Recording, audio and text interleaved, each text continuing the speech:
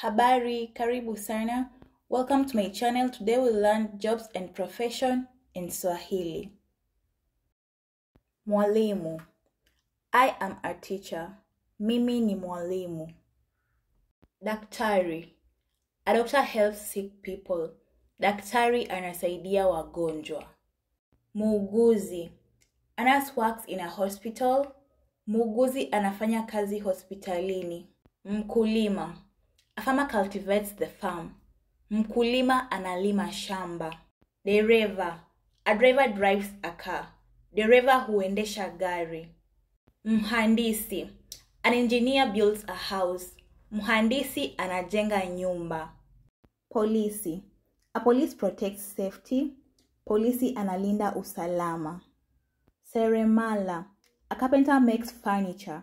Seremala anatengeneza samani. Fundi cherehani. A tailor sews clothes. Fundi cherehani anashona nguo. Mpishi. A chef prepares food. Mpishi anaandaa chakula. Mwanabiashara. A business person sells goods. Mwanabiashara huuza bidhaa. Mwanafunzi. The student is reading. Mwanafunzi anasoma. Rubani. A pilot flies an aeroplane. Rubani anaendesha ndege. Nahodha. A captain sails a boat. Nahodha huendesha meli. Politician. Mwanasiasa. President. Rais.